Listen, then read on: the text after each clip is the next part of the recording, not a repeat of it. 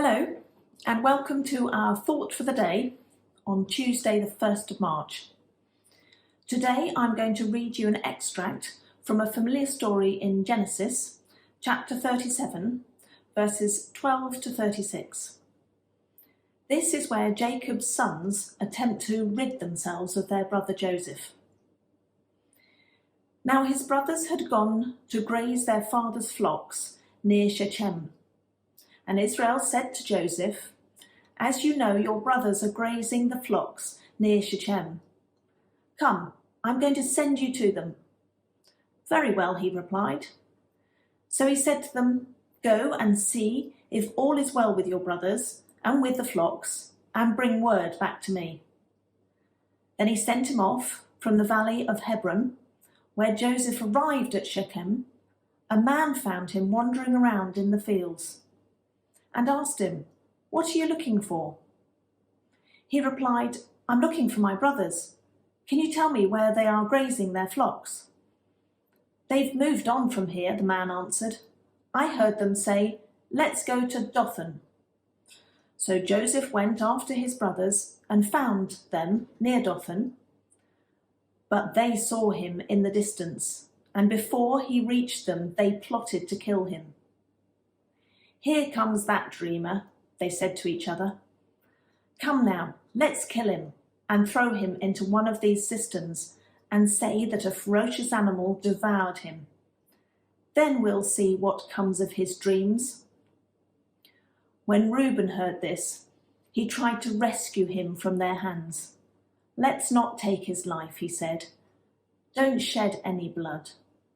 Throw him into this cistern here in the wilderness, but don't lay a hand on him." Reuben said this to rescue him from them and to take him back to his father. So when Joseph came to his brothers, they stripped him of his robe, the ornate one that he was wearing. And they took him and threw him into the cistern. The cistern was empty, there was no water in it. As they sat down to eat their meal, they looked up and saw a caravan of Ishmaelites coming from Gilead. Their camels were loaded with spices, balm and myrrh, and they were on their way to take them down to Egypt. Judah said to his brothers, "What will we gain if we kill our brother and cover up his blood? Come, let's sell him to the Ishmaelites and not lay our hands on him after all. He is our brother, our own flesh and blood." His brothers agreed. So when the Midianite merchants came by, his brothers pulled Joseph out of the cistern and sold him for 20 shekels of silver to the Ishmaelites, who took him to Egypt. When Reuben returned to the cistern, he saw that Joseph was not there. He tore his clothes. He went back to his brothers and said, "The boy isn't there. Where can I turn now?" Then they got Joseph's robe, slaughtered a goat, and dipped the robe in blood. They took the ornate robe back to their father and said, "We found this. Examine it and see whether it's your son's robe." He recognized it and said, "This is my son's robe. Some ferocious animal has devoured him. Joseph has surely been torn to pieces." Then Jacob tore his clothes, put on sackcloth, mourned for his son for many days. All his sons and daughters came to comfort him, but he refused to be comforted. "No," he said, "I will continue to mourn until I join my son in the grave."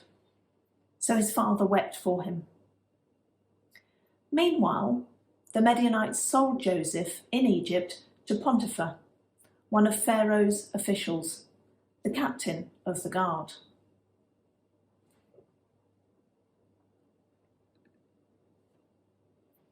It has been proposed that as a youngster, Joseph was probably overconfident. His natural self-assurance increased by being Jacob's favourite son, and the likely knowledge that God had designs on his life. He was unbearable for his 10 brothers, who eventually conspired against him.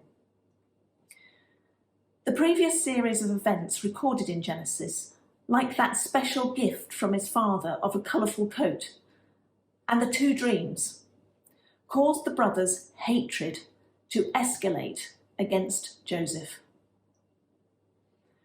This is a story that prompted a well-known musical, Joseph and the Amazing Technicoloured Dreamcoat, for which I remember being dragged into the school choir to perform a whole school version of it back in the 70s. Wearing that unmistakable and provocative coat, Joseph does not have to say a word to his brothers before they have murderous thoughts. Is it possible that Jacob did not know how intense the hatred was by his sons against Joseph? Could that fact have simply gone over his head?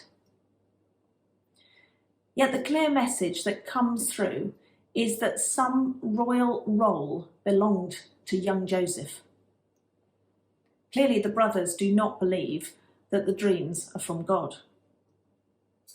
Reuben, the oldest, and therefore the most responsible brother, leaves the area for a while.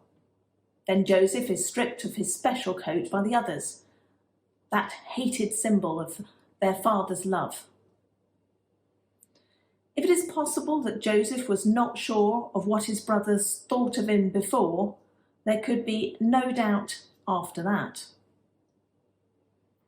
How ironic that the brothers eat lunch whilst their brother is imprisoned in the cistern.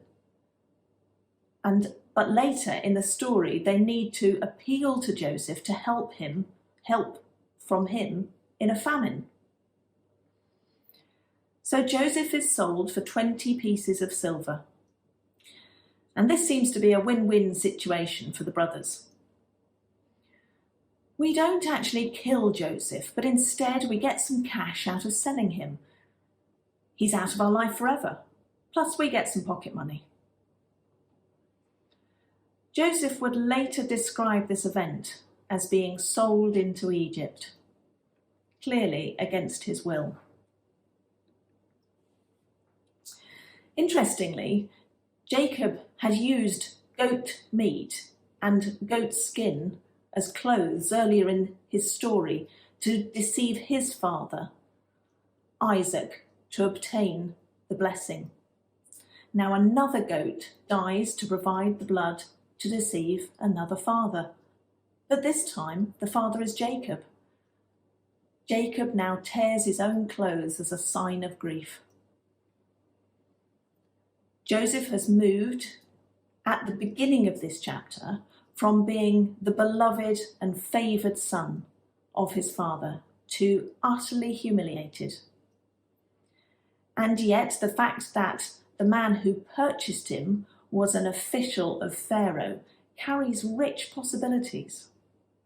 In the last verse in this passage, it says that Joseph was sold in Egypt to Potiphar, one of Pharaoh's officials, the captain of the guard. This tantalises the reader, like any good plot, and sets us up for further developments. So what about Joseph? His self-assurance, possibly moulded by the pain that he suffered, and combined with a personal knowledge of God, allowed him to survive and prosper where most would have failed. He added quiet wisdom to his confidence and won the hearts of everyone he met, Potiphar, the warden, Pharaoh, and eventually his 10 brothers. Perhaps we can identify with one or more of these hardships that Joseph experienced. We know that some divine plan was being worked out, but God did not appear to any of the characters, neither to Joseph nor to Jacob, to inform them of what was happening. It is one thing to fall under difficult circumstances in life and see God's disciplinary hand as rightly there, but it's quite another thing to suffer for no apparent reason. So, although he was betrayed, tempted, unfairly punished, imprisoned for long periods and forgotten by those he helped.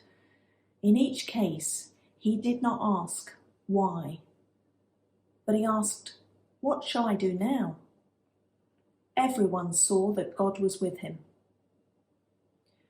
When we are set back, apparently unfairly, perhaps our Joseph response should be, "God is with me. What does he want me to do now?" Thank you. Have a great day.